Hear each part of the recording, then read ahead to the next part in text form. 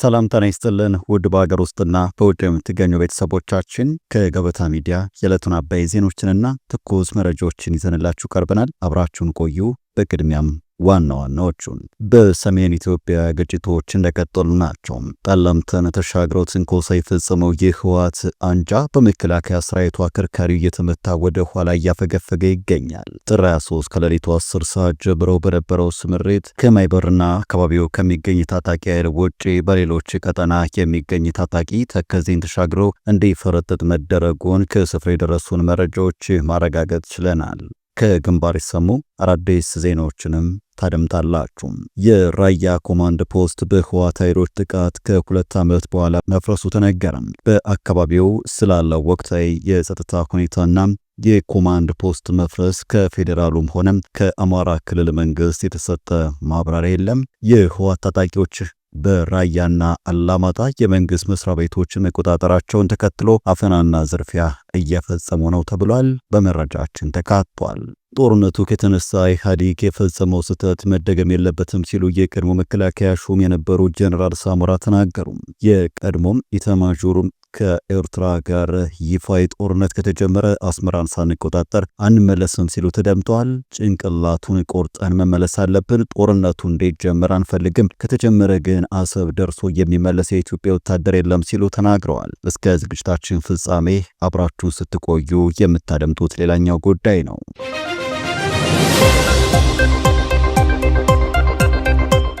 ቻናሉን ሰብስክራይብ፣ ቪዲዮ ላይክ በማድረግ እስከ ፍጻሜው አብራችሁ እንድትቆዩን በአክብሮት እንጠይቃለን። ወደ ቀዳሚው ጉዳይ እናመራለን። በሰሜን ኢትዮጵያ ግጭቶች እንደቀጠሉ ናቸው። ጠለምትን ተሻግረው ትንኮሳ የፈጸመው የህወሓት አንጃ በመከላከያ ሰራዊቱ አከርካሪው እየተመታ ወደ ኋላ እያፈገፈገ ይገኛል። ጥር 23 ከሌሊቱ 10 ሰዓት ጀምሮ በነበረው ስምሪትም ከማይበርና አካባቢው ከሚገኝ ታጣቂ ኃይል ውጭ በሌሎች ቀጠና የሚገኝ ታጣቂ ተከዜን ተሻግሮ እንዲፈረጥጥ መደረጉን ከስፍራው በደረሱን መረጃዎች ማረጋገጥ ችለናል። ይህ የሰራዊቱ የማጽዳት እርምጃ በማይበር አካባቢ የሚገኘውን የተቀረውን ታጣቂ ጠርጎ ለማሻገር የቀጠለ ሲሆን ይህም በአጭር ጊዜ ውስጥ እንደሚጠናቀቅ ተረጋግጧል። በሌላ በኩል በሱዳን ያለው የህወሓት ኃይል ጥቃት ለመፈጸም እንቅስቃሴ መጀመሩም እየተነገረ ነው። በሰሜን ኢትዮጵያ ጦርነት በኋላ ወደ ሱዳን የሸሸውና በሱዳን ከነበረው የኢትዮጵያ መከላከያ ሰራዊት የወጡ ኃይሎች የተቋቋመው አሁን በሱዳን ሽረሪ እንደሚንቀሳቀስ የሚነገርለት አርሚ ሰባ የተሰኘው ኃይል ከሰሞኑ በተለይም በጠለምት በኩል የተቀሰቀሰውን ውጊያ ተከትሎ በሸረሪ አቅጣጫ ውጊያ ለመክፈት እንቅስቃሴ እያደረገ እንደሚገኝና ትንኮሳዎችም መፈጸሙ ታውቋል። በሰሜን ኢትዮጵያ ህወሓት ከዓመታት በኋላ የጀመረውና የተቀሰቀሰው ጦርነት ዛሬ 5ኛ ቀኑ አስቆጥረዋል። ይሁን እንጂ በፌዴራል መንግስቱም ሆነ በምርጫ ቦርድ በተሰረዘው ህወሓት በኩል ዝምታ ተመርጧል። የአየር በረራ ከተቋረጠ ዛሬ 3ኛ ቀኑ ሲሆን በትግራይ ያሉ ባንኮችም የጥሬ ገንዘብ እጥረት እንደገጠማቸው ተነግረዋል። በሰሜን ኢትዮጵያም በቀጠለው ውጊያም በአንጻሩ የትግራይ የሰላም ኃይል ቲፒኤፍ መቀለ ከተማን በሞርተር ርቀት መክበቡን አስታውቋል። በትግራይ የለውጥ ፈላጊ ኃይል ጥምረት የተመሰረተው የትግራይ የሰላም ኃይል ሰራዊትም የትግራይ ህዝብን ከህወሓት መንጋጋ ፈልቅቆ ለማውጣት ትጥቅ አንስቶ እየተዋጋ ሲሆን በዛሬው ዕለት መቀለ በቅርብ ርቀት ያሉ ገዢ ቦታዎችን መቆጣጠሩና መቀለም በሞርተር ርቀት አስገብቶ እንደሚገኝ ነው የተሰማው። ከፍተኛ ጫና ውስጥ የገባው የህወሓት ቡድን በትግራይ ክልል ያለውን የስልክ ግንኙነት ሊያቋርጥ መሆኑም ተሰምቷል። ሴንትራል ኮማንዶም ባደረገው ስብሰባ ለጦርነት ያዘጋጀነው ወጣት እየፈረሰብን ነው በማለትም ገምግሟል። የመፍረሱ ምክንያት ተደርጎ የተገመገመው ደግሞ ወጣቱ በተለያዩ መገናኛ ዘዴዎች ከትግራይ የሰላም ኃይል ወይም ቲፒኤፍ እና ደጋፊ አክቲቪስቶች ጋር የስልክ ግንኙነት ማድረግ መሆኑን ደርሼበታለሁ ብለዋል። በመሆኑም የስልክ ግንኙነትን ለማቋረጥ ውይይት ማድረጉ ከውስጥ ሾልከው የወጡ መረጃዎች አመላክተዋል። ይህ የኮማንዶ ውሳኔም አመራሩ አንድም ራሱ ለመደበቅና ከጥቃት ለመከላከል፣ ሁለትም የትግራይን ወጣት በመረጃ እጦት አፍኖ ወደሚፈልገው ግንባር ለማማገድ መሆኑን ለማወቅ ተችሏል። ነገር ግን ይህ የህወሓት ድርጊት የትግራይ ህዝብ ከቤተሰብ እንዳይገናኝ በማድረግ ጨለማና ጭንቀት ውስጥ የሚከተው ውሳኔ ይሆናል። ይህም ቡድኑ ከግል ደህንነትና ጥቅሙ በላይ ቅንጣት ያክል እንኳን ለህዝቡ የማይጨነቅ መሆኑን ያመላክታል ተብሏል።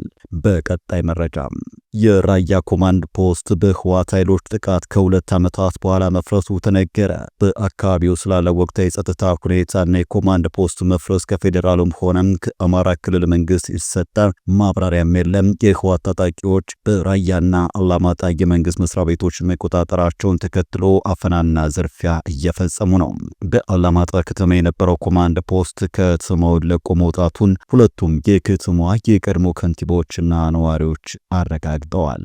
ከተማዋ በኮማንድ ፖስት ከመተዳደሯ በፊት ከንቲባ የነበሩት አቶ ኃይሉ አበራ በሰጡት ቃል አላማጣ ያለው ኮማንድ ፖስት ለቋል፣ ሰውም ሌሊቱን እየታፈነ ነው ያደረው ነው ያሉት። አቶ ኃይሉ ሰው እንደ አዲስ እየተፈናቀለ እግሩ ወደ መራው እየሄደ ነው፣ ይህ የሆነው ሌሊት ላይ ነው ሲሉም ተናግረዋል። መከላከያና የፌዴራል ፖሊስ የአላማጣ ከተማ ለቆ መውጣቱን ተከትሎ የህወሓት ታጣቂዎች ንጹሃን ሰዎችን አፍነው መውሰድና ማሰር እንደጀመሩ አብራርተዋል። በተመሳሳይ መልኩ በቀድሞ የትግራይ ጊዜ አስተዳደር ወቅት የአላማጣ ከተማ ከንቲባ ተደርገው የተሾሙት አቶ ዝናቡ ደስታም ጦርነትን ብቻ እንደ መፍትሄ አድርጎ የሚወስደው የህወሓት ቡድን አሁንም ወደ ጦርነት ሊያስገባን ላይታች እያለ ነው ሲሉ ወንጅለዋል። በአንዳንድ አካባቢዎች ግጭት መቀስቀሱን የተናገሩት ዝናቡ ለምሳሌ በወጀራት አካባቢ ዛሬ ጠዋት የመድፍና ሞርተር ተኩስ ልውውጦች ነበሩ። ይህንን ትንኮሳ የጀመረው ህወሓት የሚመራው ቡድን ሰራዊት ነው ሲሉም ተናግረዋል። አቶ ዝናቡ አሁን በአላማጣ ለተፈጠረው ችግር 3 አካላት ተጠያቂ አድርገዋል። የጊዜ አስተዳደሩ አመራሮች፣ የህወሓት ድርጅት አመራሮችና ከፍተኛ የሰራዊት አመራሮችን እነዚህ ናቸው ትግራይ ላይ ጦርነት እንዲነሳ የሚፈልጉ ሲሉም ተናግረዋል። እነዚህ 3 ወገኖች ከግጭቱ በፊት በነበሩ ቀናቶች ተሰብስበው የአላማጣ ኮማንድ ፖስት ኃይልን አፍነው ለማስቀረት ዝግጅት ሲያደርጉ መረጃው ደርሷቸው ነው መከላከያና የፌዴራል ፖሊስ ለሌሊት ላይ ሙሉ በሙሉ ከተማውን ለቀው የሄዱ ሲሉ አስረድተዋል። አቶ ዝናቡ የኮማንድ ፖስት አካላት ከተማውን ለቀው በወጡበት ሰዓት ሌሊቱን ዝርፊያ ነበረ ሲካሄድ እንደነበረ በመግለጽም የአቶ ኃይሉን ሐሳብ አጋርተዋል። ኃይሉን ሐሳብ ተጋርተዋል። በኮማንድ ፖስት ሲጠበቅ የነበረው የመንግስት መስሪያ ቤት ተዘርፏል፣ የግለሰቦች ሀብትም እየተዘረፈ እንደሚገኝ አብራርተዋል። እንደ አቶ ዝናቡ ገለጻም የተለየ ፖለቲካ አመለካከት አላቸው ያሏቸውን ሰዎች ታፍነው መወሰዳቸውን አብራርተዋል። የህወሓት ታጣቂዎች በአካባቢው የጦርነት ወሬዎች እየተወሩ ነው፣ ህዝቡ እንዲሸበርና እንዲሸማቀቅ ከተማውንም ለቆ እንዳይወጣም ኬላዎች ተዘግተዋል ብለዋል። ከፍተኛም የጦርነት ስጋት እንዳለ በመግለጽ ብረት የታጠቁ ቀማኞች ተደራጅተው የፈለጉትን የሚያደርጉበት ድባብ ነው በከተማዋ ያለው። ህዝቡ ትልቅ ጭንቀትና ስጋት ውስጥ ነው። በተለይም ህጻናት፣ እናቶች፣ ሽማግሌዎችና ሌሎችም ከተማዋ ያለችበትን ሁኔታ በምሬት አብራርተዋል። በአካባቢው የሚስተዋሉ ወታደራዊ እንቅስቃሴዎች በመንግስትና በህወሓት መካከል የለየለት ሌላ ዙር ጦርነት እንዳያስከትሉ ስጋት እንደፈጠረ በትግራይ ክልል በተለያዩ ከተሞችም እስራት፣ አፈና እንደተበራከተ በመግለጽ የፌዴራል መንግስት አስቸኳይ መፍትሄ በመፈለግ ህዝቡን ከፊቱ ከተጋረጠበት ከባድ መከራ እንዲታደገው ጥሪ አቅርበዋል። በተያዘ መረጃ የህወሓት ታጣቂዎች ዛሬም በጠለምት በኩል በከባድ መሳሪያ የታገዘ ጦርነት ሲያካሂዱ መዋላቸው ተነግሯል። በዚህ ግጭት የሰው ህይወት ማለፉ የተነገረ ሲሆን የነዋሪው እንቅስቃሴ እንደተገደበና የአማራና ትግራይ ክልሎችም የሚያገናኙት መንገዶችም መዘጋታቸው ተረጋግጧል። ይህ በእንዲህ እንዳለ የኢትዮጵያ አየር መንገድ ወደ ትግራይ ክልል ሲያደርግ የነበረው በረራም ዛሬም ተቋርጧል ተብሏል። አየር መንገዱ እስካሁን በጉዳዩ ላይ ይፋዊ መግለጫ አልሰጠም። በሌላ በኩል የክልሉ ነዋሪዎች ጦርነት ዳግም ሊቀሰቀስ ይችላል በሚል ከባንክ ብር ለማውጣት በመፈለጋቸው ረጃጅም ሰልፎች ተስተውለዋል። ባንኮችም የጥሬ ገንዘብ እጥረት ስለገጠማቸው በካሽ ሲሰጡት ከነበረው 50 ሺህ ብር ወደ 5 ሺህ ብር ዝቅ ማድረጋቸውን ነዋሪዎች ተናግረዋል። በቀጣይ መረጃ ጦርነቱ ከተነሳ ኢህአዴግ የፈጸመው ስህተት መደገም የለበትም ሲሉ የቀድሞ መከላከያ ሹም የነበሩት ጀነራል ሳሞራ ተናገሩ። የቀድሞ ኤታማዦር ሹም ከኤርትራ ጋር ይፋዊ ጦርነት ከተጀመረ አስመራን ሳንቆጣጠር አንመለስም ሲሉ ተደምጠዋል። ጭንቅላቱን ቆርጠን መመለስ አለብን። ጦርነቱ እንዲጀመር አንፈልግም። ከተጀመረ ግን አሰብ ደርሶ የሚመለስ የኢትዮጵያ ወታደር የለም ሲሉ ተናግረዋል። የኢትዮ ኤርትራ ጦርነት የሚነሳ ከሆነ የኢትዮጵያ መንግስት ኢህአዴግን ስህተት እንዳይደግም በሚል ምክር ሀሳቦችን እየሰነዘሩ ናቸው። ከዚህ ቀደም ጀነራሉ ያለፈውን ስህተት መድገም አያስፈልግም፣ አሁን ውጊያው ከተነሳ አሰብንም አስመራንም መቆጣጠር አስፈላጊ ነው ሲሉ ተናግረዋል።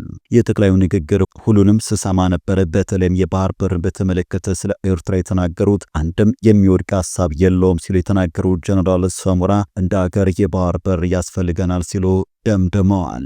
ድሮም ቢሆን በፖለቲካ አመራሮች ውሳኔ ለጊዜው ተዳፍኖ የቆየ ይምሰል እንጂ የኢትዮጵያ ሕዝብን ጨርሶ የዘነጋው ጉዳይ አይደለም፣ የጊዜ ጉዳይ ነበረ። አሁን ጊዜው ደርሶ ዳግም ተነስቷል ብለዋል። ወደቡን በምንም መንገድ መመለስ ይቻላል በሚለው ዙሪያ ከብዙዎች ሰዎች የተለየ ሀሳብ እንዳላቸው ያልሸሸጉ ሳሞራም የሻዕቢያ ሰዎች ሰላማዊና የድርድር መንገዶችን ይመርጣሉ ብለው እንደማያምኑም ገልጸዋል።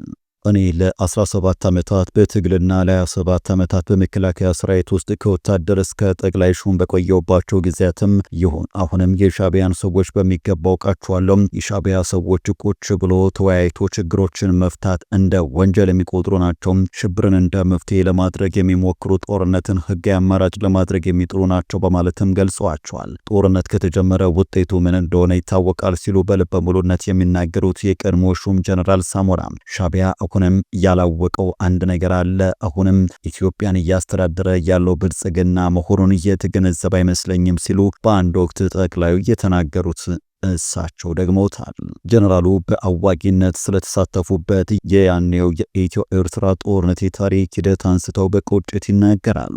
ያኔ የተፈጸመው ስህተት ዘላለም የሚያስቆጭ ስህተት ነው። በወቅቱ ግንቦት 4 1990 የኤርትራ ወታደሮች በሁለት ጓድ በ6 ክፍለ ጦርና በአንድ ሜካናይዝድ የተደራጁ መድፎችና ታንኮች ታጅበው ባድመንና አካባቢውን በወረሩ ጊዜ የወረራ በአስቸኳይ ምላሽ ይሰጥ የሚለው ውሳኔ ለማሳለፍ የኢህአዴግ ስራ አስፈጻሚም ሆነም የህዝብ ተወካዮች ምክር ቤት ጊዜ አልፈጀባቸውም ነበረም። የኤርትራ መንግስት በበኩሉ በግዛት ውስጥ ያለሁት የወረርኩት መሬት የለም፣ በግዛቴ መሬት ውስጥ ነው ያለሁት የወረርኩት መሬት የለም በማለት ነበረ የተናገረው ብለዋል።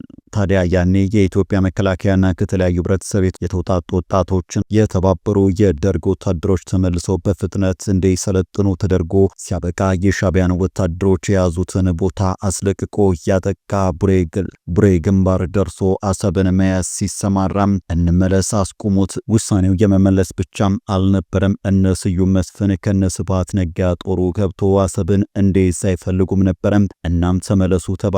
የትግራይ ወጣቶችን ጨምሮ ከመላ ኢትዮጵያ የተውጣጡ የአገር ልጆች ለጦርነት እየተማገዱ እያለ ስብሐት ነጋ ከኤርትራ ጀነራሎች ጋር ይገናኝ ነበረም። እኛም አናውቅም ነበር፣ በኋላ ነገሩን ስንሰማ በጣም አዝነን ነበር ብለዋል። ስለ ትርጉም አልባ ጦርነት በርካታ ኢትዮጵያን ወታደሮች፣ መኮንኖችና የትግራይ ወጣቶች ያለቁበት ጦርነት ነበረ በማለት ታሪካዊ አጋጣሚውን በቁጭት ያስታወሱት ጀነራሉ ሻዕቢያም ያላወቀው አንድ ነገር አለ፣ አሁንም ኢትዮጵያን እያስተዳደረ ያለው ብልጽግና መሆኑን የተገነዘበ አይመስለኝም ሲሉ ዘርዝረዋል። ውድ ተመልካቾቻችን ለዛሬ ያዘጋጀንላችሁ አባይ ዜናዎች እነዚህ ነበሩ። ገበታ ሚዲያን ሰብስክራይብ በማድረግ ቤተሰብ ቢሆኑ ጤና ይስጥልን።